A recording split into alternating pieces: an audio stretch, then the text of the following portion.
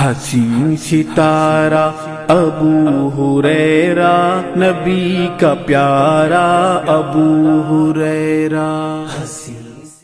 نسل گستاخ ازل اتار نہ تیرا زنگ ہے، اتار نہ تیرا زنگ ہے، گستاخ نبی کے ساتھ اپنی جنگ تھی اور جنگ ہے۔ نحمده ونصلي على رسوله الكريم فاعوذ بالله من الشيطان الرجيم بسم الله الرحمن الرحيم قل يا أيها الناس إني رسول الله إليكم جميعا الذي له ملك السماوات والأرض يحيي ويميت فآمنوا بالله ورسوله النبي الأمي الذي يؤمن بالله وكلماته واتبعوه لعلكم تهتدون رب اشرح لي صدري ويسر لي أمري واحلل عقدة من لساني يفقهوا قولي۔ تمام قسم کی تعریف رب العالمین کے لیے سزاوار ہے، بعدہ درود و سلام کا تحفہ اللہ کے حبیب محمد الرسول اللہ صلی اللہ علیہ وسلم پر نازل ہو۔ معزز سامعین و سامعات، ابھی آپ حضرات بہت ساری باتیں سنیں۔ محترم شیخ کلیم صاحب عمری مدنی حفظہ اللہ سے اور محترم قاضی صاحب بھائی کاظم صاحب سے، اب آپ کے سامنے وقت اور آلات کے حساب سے جو وقت دیا گیا ہے اس محدود وقت میں انشاءاللہ موضوع کے مناسبت سے کچھ بات رکھنا چاہتا ہوں۔ دوستو، جو آیت کریمہ میں نے پڑھی سورہ اعراف کی ہے، اس میں اللہ تبارک و تعالی نے فرمایا کہہ دو، قل یا ایھا الناس،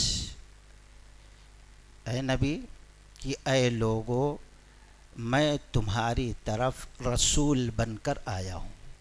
کس کے جانب سے؟ اس رب کی جانب سے جس کی بادشاہت میں آسمان بھی ہے اور زمین بھی ہے، اسی کے قبضے قدرت میں لوگوں کا جینا بھی ہے اور لوگوں کا مرنا بھی ہے۔ فآمنوا باللہ ورسولہ، اور پھر اللہ تبارک و تعالی نے فرمایا کہ تم ایمان لاؤ، یحیی ویمیت فآمنوا باللہ ورسولہ النبی الامی الذی یؤمن باللہ وکلماتہ، ایمان لاؤ اللہ پر اور رسول امی پر۔ جو شخص ایمان لایا اور پھر ہدایت کی اتباع کی تو شاید وہ شخص ہدایت پہ ہے۔ یہاں صرف مسلمانوں کے لیے نہیں کہا گیا، کائنات کے جتنے بھی انسان ہیں، سارے انسان دنیا کے کسی بھی گھر میں پیدا ہوں، لیکن اللہ تعالیٰ اس کو فطرتاً اسلام پر پیدا کرتا ہے تو ان کے لیے اللہ نے نبی کو مقرر کیا، اور جتنے جنات ہیں ان کے لیے بھی رسول بن کر آئے۔ اور جو شخص دنیا اور آخرت کی کامیابی اور مرنے کے بعد رب کی رضا جنت کے اندر داخلہ چاہتا ہے، اس کو ہدایت چاہیے، اور ہدایت کا راستہ صرف اور صرف نبی علیہ السلام کی رسالت کے ماننے اور آپ کی اتباع میں ہے۔ اس کے علاوہ اور کوئی دوسرا راستہ نہیں ہے۔ اب اگر ہم نے رسالت کو مان لیا ہے، چاہتے ہیں دنیا اور آخرت کی کامیابی، تو اس کے لیے چار چیزیں اہم ہیں۔ سب سے پہلے جو خبر نبی نے دی ہے، چاہے پہلے کی یا بعد کی، اس کائنات کی یا آنے والے دوسرے کائنات کی، اس کی تصدیق کر لینا زبان سے بھی اور دل کے گہرائی سے بھی۔ نمبر دو، اس کی اطاعت، اپنے اوپر فرما برداری اپنے اوپر لازم کر لینا۔ دوسرے جن چیزوں سے محمد الرسول اللہ صلی اللہ علیہ وسلم نے روک دیا ہے، ان چیزوں سے اپنے آپ کو بچانا، اپنے ایمان کو بچا لینا ہے۔ نمبر 4 جو شریعت نبی صلی اللہ علیہ وسلم لے کے آئے اس شریعت کے مطابق عمل کرتے رہنا. یہ 4 چیزیں اگر ہم نے زندگی میں اپنا لی تو گویا رسالت کا حق ہم نے ادا کر دیا. ایک چیز آپ کی رسالت پر ایمان لانے کی جو علامت ہے، اور دوسری چیز بڑے اختصار کے ساتھ نبی صلی اللہ علیہ وسلم کی محبت ہے. آپ کی محبت ایمان کا ایک اہم جز ہے. جو شخص ایمان میں جتنا محبت میں جتنا مضبوط ہوگا اس کو نبی سے اتنی محبت ہوگی. جس کا ایمان جتنا کمزور ہوگا، ناقص ہوگا، وہ محبت میں اتنا ہی کچا اور کم ہوگا. محبت کی بڑی علامتیں ہیں. نام آئے چوم لینا انگوٹھے کو یا چند کلمات پڑھ لینا، یہ محبت کی علامت نہیں. اصل محبت نبی کی اطاعت ہے، نبی کی اتباع ہے، اور جس موضوع پر بات چل رہی ہے وہ ہے نبی صلی اللہ علیہ وسلم کی طرف سے دفاع. آج نبی صلی اللہ علیہ وسلم کی عزت پر، عصمت پر پہلی بار کوئی آواز نہیں نکلی ہے، بلکہ تو یہ تو ہمیشہ سے ہے. شیخ محترم نے سورہ کوثر پڑھی ہے، اِنَّا أَعْطَيْنَاكَ الْكَوْثَرَ فَصَلِّ لِرَبِّكَ وَنَحَرْ إِنَّ شَانِئَكَ هُوَ الْأَبْتَرُ. اس کا نزول کب ہوا؟ غور کریں. اس کا شان نزول کیا ہے؟ اس کا شان نزول یہ ہے، مفسرین بیان کرتے ہیں جب رسول اللہ صلی اللہ علیہ وسلم کا لخت جگر پیارا بیٹا معصوم بچہ ابراہیم رضی اللہ تعالی عنہ کا انتقال ہوا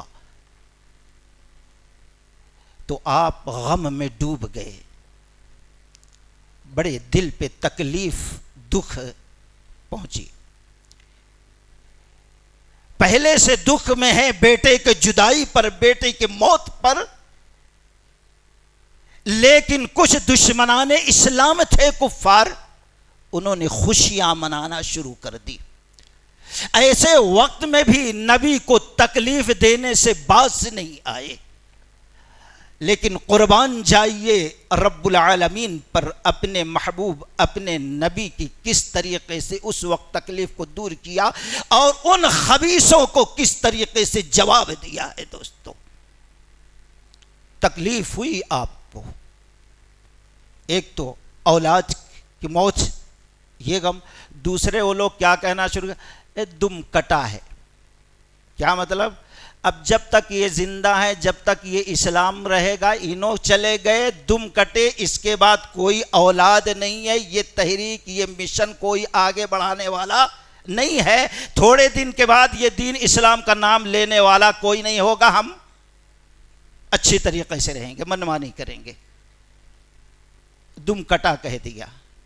بڑی تکلیف ہوئی نبی کو. اس وقت یہ سورہ نازل ہوئی. اللہ نے کیسے تسلی دی پہلے نبی کو، اِنَّا أَعْطَيْنَاكَ الْكَوْثَرَ. اے نبی، رب العالمین نے جیسے ایک تو کوثر شیخ نے کہا اور دوسرے کوثر کا معنی ہے خیر کثیر. رب نے آپ کو خیر کثیر عطا کیا ہے، دنیا کے اندر بھی اور آخرت کے اندر بھی. خیر کثیر کو کوئی جمع کر سکتا نہیں، آپ کو خیر کثیر رب نے دیا ہے. اور آپ فَصَلِّ لِرَبِّكَ وَانْحَرْ، پس نماز پڑھیے اور قربانیاں دیجئے. إِنَّ شَانِئَكَ هُوَ الْأَبْتَرُ، آپ کے لیے شان ہے دم کٹے وہ ہیں جو آپ کو دم کٹا کہہ رہے. غور کرو، 1400 سال سے زیادہ وقت گزر گیا، نبی کا نام آج بھی ہے. نبی کے نام پر آج کروڑوں مسلمان اپنی جان قربان کرنے والے ہیں، لیکن ان بدبختوں کا کوئی نام لینے والا نہیں. دم کٹا کون ہوا؟ اس وقت سے آج تک اور قیامت تک جو بدبخت، جو نااہل، جو جاہل نبی کی شان اور عزت عظمت پر ہاتھ ڈالے گا اس کی حالت ایسی ہوگی۔ ایسے وقت میں دوستو مثال میں دیتا ہوں، اگر ابھی بھی سمجھ میں نہیں آئی بات، شیخ محترم ہے، اللہ نے عزت دیا ہے، مقام دیا ہے، سب کچھ دیا، اگر کوئی گنجیٹی شرابی کمینہ لچا نااہل نطفہ نا تحقیق آپ سے ٹکرا جائے، کچھ بات ہو جائے، شیخ کو کچھ کہہ دے، تو ہم آپ تسلی دینے کے لیے پہنچیں گے تو کیا کہیں گے؟ پہلے شیخ کی تعریف کریں گے، شیخ آپ صبر کیجئے، اللہ نے آپ کو عزت دیا ہے، آپ کو مقام دیا ہے، آپ صاحب علم ہیں، پہلے ایسے تسلی دیں گے نا۔ پھر اس کے بعد ارے اس کو چھوڑو، وہ کمینہ ہے، شرابی ہے، لچا ہے، غلیظ ہے، بدماش ہے، روڈ چھاپ ہے، اس کی بات رب نے تسلی دی ہے۔ دوستو سمجھو بات کو، دوستو ہمارے پاس شریعت ہے، نبی صلی اللہ علیہ وسلم کی لائے، ہم اس نبی کے ماننے والے ہیں، ہم کبھی غلط قدم اٹھایا انشاءاللہ نہیں کرتے ہیں۔ اور پھر اب چاہتے ہیں جو شخص نبی کے شان میں گستاخی کیا، پہلے اپنا تعلق رب سے جوڑیں، لوگوں کے سامنے پکارا کرنے کی ہمیں ضرورت نہیں ہے۔ فصلی، اور رب سے رشتہ جوڑنے کا سب سے بہتر طریقہ اگر کوئی ہے تو نماز ہے۔ نماز کے ذریعے سے رب سے قریب ہو جاؤ۔ رب العالمین کے لیے ایسے لوگوں کے لیے دعا کرو ہدایت کی، یا اے رب العالمین یہ ہدایت کے قابل نہیں ہے تو تیری عدالت میں ہم معاملہ چھوڑ رہے ہیں، جیسے ابھی تک لوگوں کا انجام کیا ویسا اس بدمعاش کو بھی کر ونہر، اور پھر رب کو راضی کرنے کے لیے قربانیاں دیتے جاؤ رب کے دین کے لیے۔ ان تنصروا اللہ ینصرکم ویثبت اقدامکم، اللہ تمہارے قدموں کو ثابت رکھے گا اگر اللہ کے دین کی مدد تم کرو گے، نبی کی لائی شریعت کی خدمت تم کرو گے، نبی علیہ السلام کے پاک دامنی کو تم محفوظ رکھو گے۔ جب ان شانئک ھو الابتر، دم کٹے وہ ہوں گے نبی صلی اللہ علیہ وسلم کے، سوچو ابھی تک نسل، اور پھر اس کے بعد قرب قیامت کی جو علامتیں بتائی گئی، امام مہدی وہ بھی نبی صلی اللہ علیہ وسلم کے خاندان اور نبی صلی اللہ علیہ وسلم کے نسل، نبی علیہ السلام کے نواسے حسین رضی اللہ تعالی عنہ کے نسل سے آئیں گے قیامت تک۔ نبی صلی اللہ علیہ وسلم دم کٹا کون ہوا؟ جس نے نبی صلی اللہ علیہ وسلم کے شان میں اس وقت گستاخی کر کے نبی کو تکلیف پہنچایا تھا اور کہا تھا یہ دم کٹے ہیں۔ خیر، جس نبی کے شان میں گستاخی کے کچھ الفاظ کہے جاتے ہیں، ذرا دو تین چیزوں پر غور کریں دوستو۔ پہلی چیز، ہندوستان میں بھی غیر مسلم بھائی کتنے ہیں الحمدللہ جنہوں نے نبی کی سیرت کو پڑھا ہے، سنا ہے، ان کے دل میں آج بھی عزت ہے، بڑے بڑے لیڈر ہیں۔ کچھ سال پہلے یہیں پر جب نبی کی شان میں گستاخی کی گئی، مسلمانوں نے احتجاج کیا، غیر مسلم بھائیوں نے کرنول سے 1500 کی تعداد میں الرحیق المختوم خریدا کہ کون سی ذات ہے، ان کی سیرت کیا ہے، یہ کیسے تھے، کب پیدا ہوئے، ان کی شان کیا ہے، پڑھے اور دین سے قریب ہو گئے۔ آج بھی کتنے مسلم بھائی ہیں اگر کوئی غلط ان کے شان میں لفظ کہتا ہے، کتنے آج سادھو وغیرہ نبی کی شان میں کیسی نعتیں پڑھتے ہیں، اشک اشک کرتے ہیں، ایسا نہیں ہے۔ کچھ ایسے ہیں، ایک غیر مسلم نبی کے زمانے کا جس کا نام اقسم بن سیفی ہے، جب اس کو نبی صلی اللہ علیہ وسلم کے بارے میں خبر ہوئی تو اس کا ایک سردار تھا، ایک قبیلے کا، ایک عزت تھی، مقام تھا، اس نے اپنے لوگوں سے کہا کہ میں اس نبی سے ملنے جا رہا ہوں جس نبی کا چرچا ہو رہا ہے۔ مریدوں نے کہا، اقسم بن سیفی حکیم تھا، نہیں آپ مت جائیں اتنے دور سفر، ہم آپ کے بغیر نہیں رہ سکتے۔ کہا ٹھیک ہے آپ لوگ ہم کو نہیں جانے دیتے تو 2 عقل مند ذہین آدمی ہمارے پاس لاؤ. وہاں کے 2 آدمی کو چنا گیا، لایا گیا. کہا جاؤ جس کے بارے میں ہم کو معلوم ہو رہا ہے کہ وہ رسالت کا دعویٰ کر رہا ہے، جاؤ دیکھو وہ کون ہے، نسل کیا ہے، اس کی سیرت کیا ہے، وہ کہتا کیا ہے، وہ ہے کون. 2 لوگ گئے وہاں پر، ان سے ایڈریس، ان کو ایڈریس، ان سے معلوم، ان سے معلوم ہو گیا. نبی صلی اللہ علیہ وسلم سے ملاقات ہو گئی. 2 سوال ان دونوں نے کیا.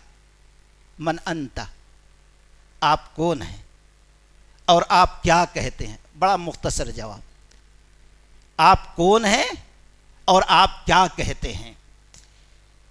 تو اللہ کے نبی صلی اللہ علیہ وسلم نے فرمایا انا محمد بن عبداللہ صلی اللہ علیہ وسلم. اتنا ہی. کیا ہے؟ انا رسول اللہ، میں رسول اللہ. پھر آپ کہتے کیا ہیں؟ قرآن مجید سورۃ النحل کی آیت سنا دی.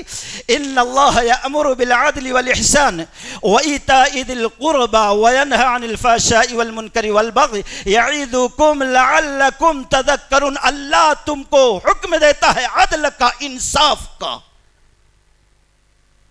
ایک یہ یأمر بالعدل والاحسان، اللہ تبارک و تعالیٰ تمہیں احسان کا حکم دیتا ہے. احسان کی بات آئی تو ایک واقعہ یاد آیا. تقریباً یہاں بیٹھے لوگ ہیں، شیخ موسیٰ بلباری رحمۃ اللہ علیہ کا نام تو سنے ہوں گے. بڑے غیرت مند اور بڑے دعوت و تبلیغ کا جذبہ رکھتے تھے، بڑے نیک تھے. تو وہ ایک واقعہ لکھتے ہیں دعوت و تبلیغ کے بیان میں کہ مدراس کے، اب تو چنئی نام ہو گیا، مدراس کے ایک کمپنی کے ایک صاحب تھے مسلمان، جو اس کے حاکم تھے، ذمہ دار تھے، اونر تھے، سب کچھ تھے، ان کی کمپنی تھی. اچانک انہوں نے جو سنبھالنے والا تھا وہاں کا، غیر مسلم تھا، اس کو بلایا اور کہا دیکھو آج شام تو ہو گئی، کمپنی کے اندر کام کرنے والے لوگ چلے گئے، کل جب آئیں گے تو سب کو جمع کر لینا اور کہہ دینا کہ جو شخص ہر دن اپنی مزدوری لینا چاہے ہر دن لے لے، کوئی ہفتے میں لینا چاہے ہفتے میں لے لے، کوئی مہینے میں لینا چاہے لے لے. اب یہ نوکر آدمی تھا، مزدور آدمی تھا. سننا، کہا ٹھیک ہے صاحب میں کل اعلان کر دوں گا. لیکن رات کا کافی حصہ گزر گیا، وہ فون کرتا ہے اور کہتا ہے سیٹھ صاحب یہ بات میری سمجھ میں نہیں ہے، دنیا کے جتنے کمپنی والے ہیں سوچتے ہیں 10 دن 5 دن 15 دن 1 مہینہ فلاں کی مزدوری روک لیں گے تو دوسری جگہ لگائیں گے، ڈیولپ کریں گے، 1 کمپنی کے 2 کمپنی، لیکن آپ ہیں کہتے ہیں روزانہ مزدوروں کو مزدوری دے دو، یہ سمجھ میں نہیں آیا. کہا میں کوئی احسان نہیں کرتا ہوں، جس محمد الرسول اللہ صلی اللہ علیہ وسلم پر ہم ایمان لائے ہیں اس نبی کی یہ تعلیم ہے لوگوں کے ساتھ احسان کرو، اور احسان صلہ رحمی اچھا سلوک یہ ہے مزدور کی مزدوری اس کے پسینہ سوکھنے سے پہلے دے دو. تو میں نے سوچا جس نبی کو میں نے تسلیم کیا ہے اس نبی کے تعلیم پر میں عمل کروں گا اور مزدور کو ہر دن گھر جانے سے پہلے اس کی مزدوری اس کے حوالے کر دوں گا. کہا ٹھیک ہے صاحب، مان لیا. اور پھر صبح ہونے سے پہلے کہا، فون کیا سیٹھ صاحب کو، میں آپ سے ملنا چاہتا ہوں اکیلے میں. کہا ٹھیک ہے صبح مل لو. صبح آیا، کہا کیوں ملنا چاہتے؟ کہا میں نے آپ سے سوال کیا، آپ نے جواب دیا رات بھر نیند نہ آئی. کہا کیوں نیند نہ آئی؟ کیوں نیند نہ آئی؟ کہا میں یہ سوچنے لگا آپ جس نبی پر محمد الرسول اللہ صلی اللہ علیہ وسلم پر ایمان لاتے ہیں وہ مکہ میں پیدا ہوا اور ہندوستان میں ایک چھوٹے سے شہر چنئی کے ایک چھوٹی سے کمپنی کے چند مزدوروں کے بارے میں اتنی ہمدردی رکھتا ہے، اتنا خیال ہے، وہاں ہے اور یہاں کی کمپنی کے بارے میں وہ سوچتا ہے کہ مزدوروں کو مزدوری دے دو ان کے پسینہ سوکھنے سے پہلے۔ صاحب ایسی ہستی ہے تو مجھے بھی کلمہ پڑھا لو، میں بھی مسلمان ہوتا ہوں۔ اللہ کی قسم اسی وقت وہ کلمہ پڑھ کر مسلمان ہو گیا۔ تو کہیے رہا تھا غیر مسلم بھائیوں میں بہت بہتر لوگ ہیں جو جاہل نہیں ہیں، جنہوں نے نبی کی سیرت کو سنا ہے، جانا ہے، اس کی عزت کرتے ہیں اور کبھی مجبور ہو کر اس کا کلمہ بھی پڑھ لیتے ہیں۔ یہاں اقسم بن سیفی بھیجا دو آدمی کو اور ان لوگوں نے پوچھا، آپ نے جواب دیا، کیا کہتے ہیں؟ ان اللہ یأمر بالعدل والاحسان، کہا ہم یہ کہتے ہیں اللہ نے کہا کہ سب کے درمیان عدل کرو، دوسرے سب پر احسان کرو، اچھا سلوک کرو، اپنا ہو پرایا ہو، انسان ہو حیوان ہو، سب کے ساتھ حسن سلوک کرو، اچھا معاملہ کرو۔ الاحسان وایتاء ذی القربى، اور رشتوں کو جوڑو، ان کے ساتھ حسن سلوک کرو، قطع تعلق نہ کرو، رشتوں سے بغض حسد کر کے ٹوٹ نہ جاؤ، دور نہ ہو جاؤ۔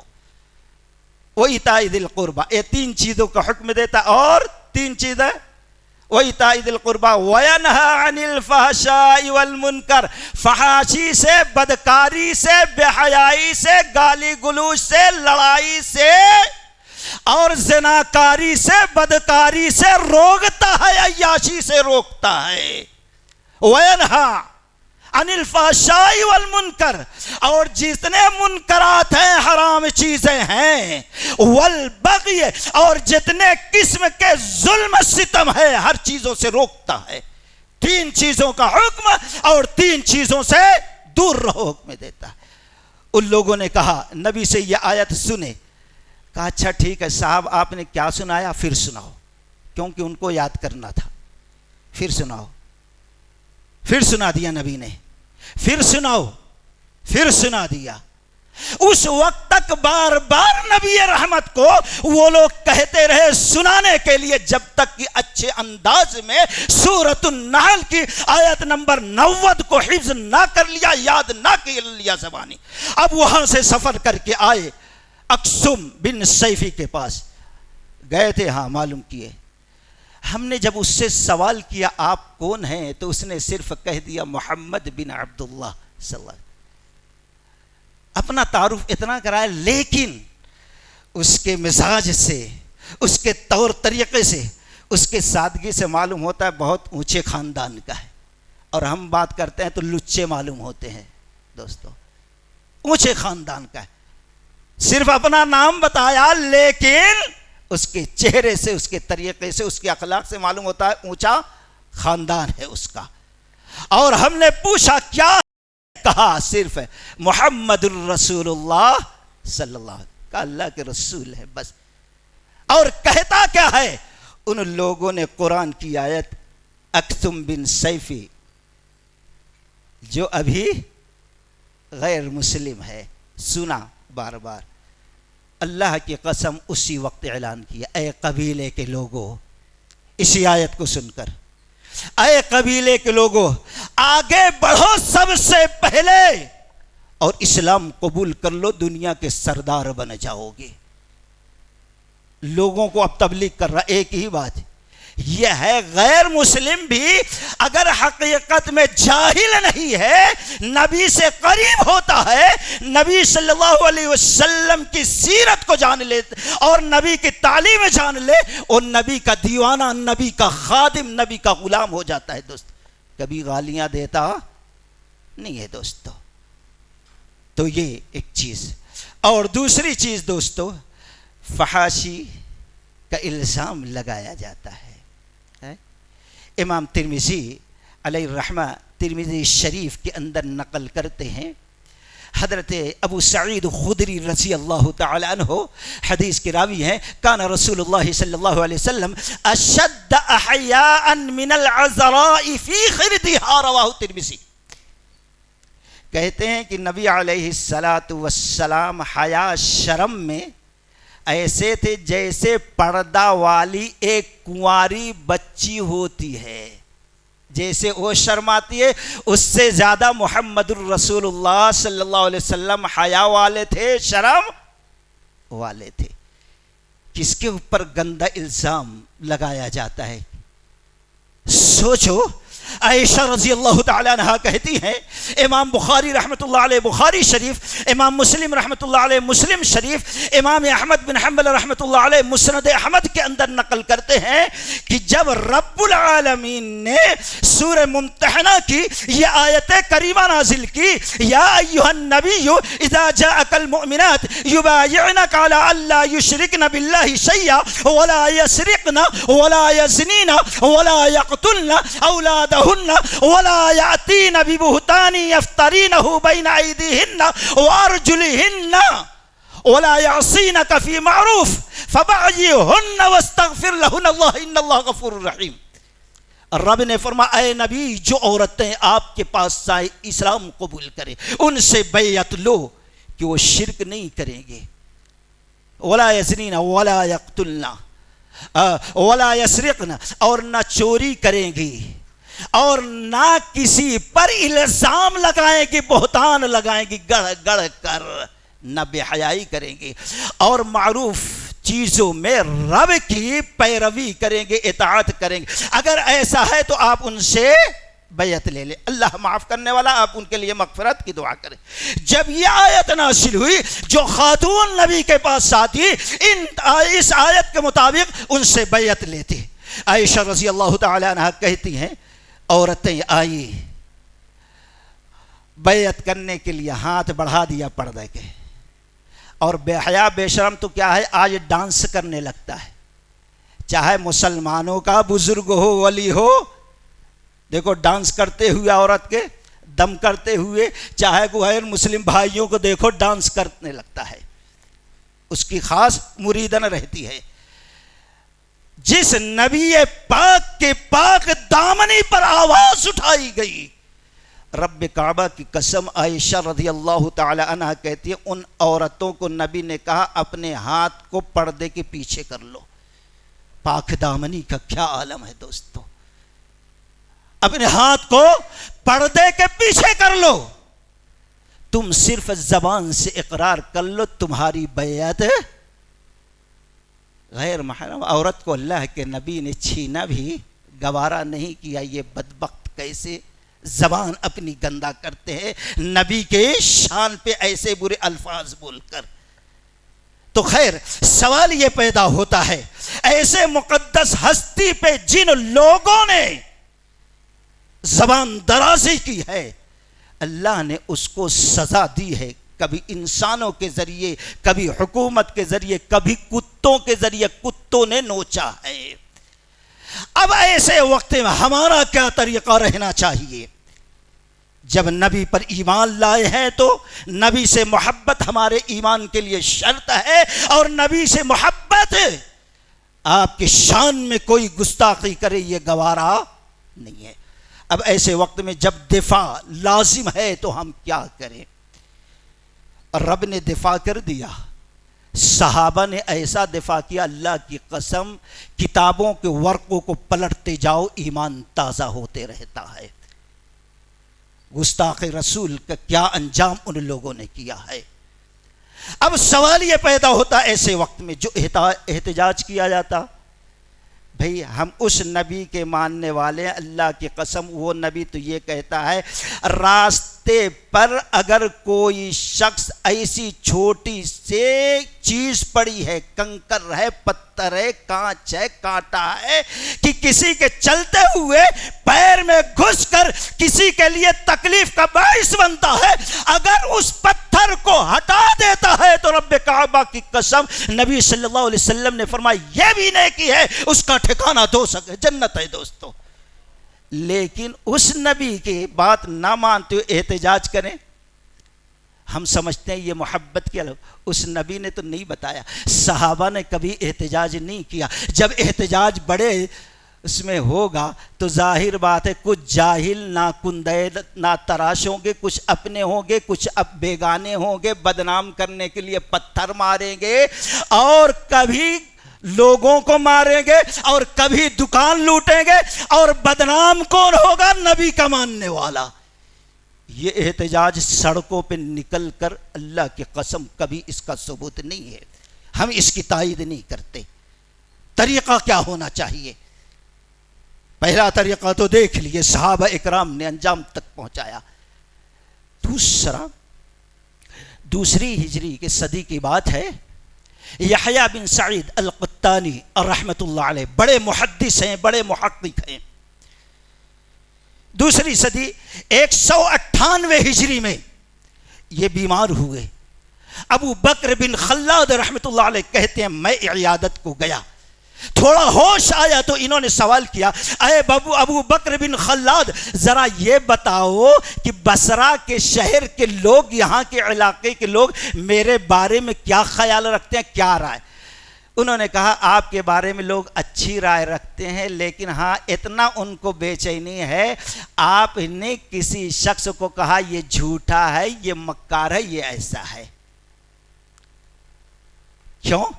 حدیث محدث تھے، ان کی تحقیق میں جو حدیثیں جھوٹی تھی، ضعیف تھی، نبی سے ثابت نہیں تھی، اب کیوں ضعیف ہے؟ فلاں راوی ایسا تھا، ایسا تھا، ایسا تھا، اس کو تحقیق لوگوں کے سامنے بیان کر دی تو لوگوں نے اس کو غیبت سمجھا، کہا یہ چیز بے چین کر رہی ہے بصرہ کے لوگوں کو۔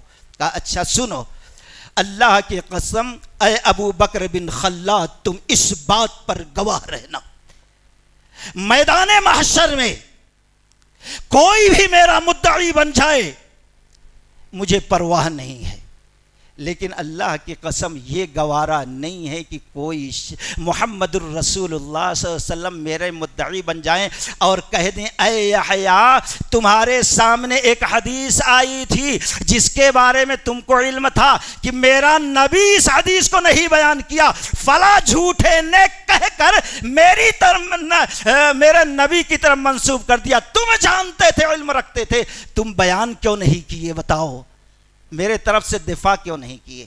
کہا اس لیے میں ان لوگوں کی تحقیق کرتے ہوئے کہہ دیا انہوں جھوٹے تھے، انہوں ایسے تھے، میں سمجھتا ہوں میرا رب پکڑے گا نہیں۔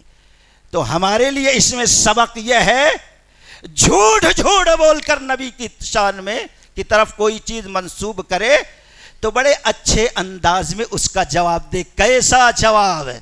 کیسا جواب؟ جب ہندوستان پاکستان بٹوارا نہیں ہوا تھا 1924 میں، ایک جاہل شخص ایک کتاب لکھا، رنگیلا رسول، رنگیلا رسول، نعوذ باللہ، بکواس، ذہنی غلاظت اس کی جو سوچ تھی، اور اسی کتاب سے لوگ نقل کر کے الٹا سیدھا اپنا مشہور ہونا چاہتے ہیں، کسی کے نور نظر بننا چاہتے ہیں، کسی کے کچھ بننا چاہتے ہیں، اور اس کے علاوہ کوئی حقیقت نہیں۔ اس وقت لکھا، مسلمانوں کو بڑی تکلیف ہوئی، بڑا دکھ ہوا۔ ایسے وقت میں مولانا ثناء اللہ امرتسری رحمۃ اللہ علیہ اٹھے اور اس رنگیلا رسول کے جواب میں مقدس رسول لکھا۔ جب لوگوں نے پڑھا ہندوستان کے تو ان کے دل کو اطمینان مل گیا، میرے نبی صلی اللہ علیہ وسلم کی طرف سے ایک اہل حدیث عالم نے دفاع کر دیا ہے، فرض کفایہ ہو گیا۔ دوستو یہ دوسرا طریقہ ہے۔ دوستو آج ہمارا آپ کا کام کیا ہے؟ جب اس طریقے سے نبی کی ذات پر انگلی اٹھائی جا رہی ہے تو سب سے پہلے ہم نبی صلی اللہ علیہ وسلم کی سنتوں پر عمل کرنا سیکھیں کہ مومن کیا ہوتا ہے، نبی کا چاہنے والا، نبی پر ایمان لانے والا کیسے ہوتا ہے۔ پہلی چیز ہے، اب یہ چیز اپنے عمل سے ثابت کریں، اور دوسرے جو لوگ لکھنا جانتے ہیں اس کے جواب میں کہ میرا نبی یہ تھا، میرے رب نے یہ کہا، میرے نبی نے یہ کہا، فلاں نے یہ کہا، فلاں غیر مسلم بھائی نے ان کی شان میں یہ کہا ہے۔ یہ دفاع کا دوسرا ذریعہ، دوسرا طریقہ ہے دوستو۔ اور تیسرا جو ذریعہ ہے، ہم لوگ جب احتجاج، یہ نہیں ہونا یہ چاہیے کہ جو ہمارے ذمہ دار ہیں باہر نکلیں گے تو بہت سے لوگ بے لگام ہو جاتے ہیں، چاہے وہ مسجد کے ہوں، چاہے مدرسے کے ہوں، چاہے جماعت کے ہوں، کہیں کے بھی ہوں، ان کو چاہیے بڑی سنجیدگی سے جائیں، پولیس ٹاؤن میں بیٹھے اور اس وقت تک اپنی تکلیف کا، اپنے غم کا، اپنے دکھ کا اظہار کریں، بیٹھے رہیں جب تک کہ ایسے بدماشوں کے خلاف کیس درج نہیں ہو جاتا۔ سب سے بہتر طریقہ یہی ہے دوستو۔ الحمدللہ آج اچھے لوگ ہیں۔ تو یہ چند طریقے تھے، میرا وقت بھی ہو گیا بھائی۔ اللہ تعالیٰ سے دعا کرتے ہیں کہ ہم اللہ تبارک و تعالیٰ ہم تمام لوگوں کو صحیح معنوں میں قرآن سنت کے مطابق زندگی گزارنے اور سارے مسائل حل کرنے کی توفیق رفیق عطا فرمائے۔ وآخر دعوانا ان الحمدللہ رب العالمین۔ السلام علیکم ورحمۃ اللہ وبرکاتہ۔ مزید علماء اور مقررین کے بیانات سننے کے لیے ہمارے YouTube چینل کو سبسکرائب کیجیے۔ جزاک اللہ۔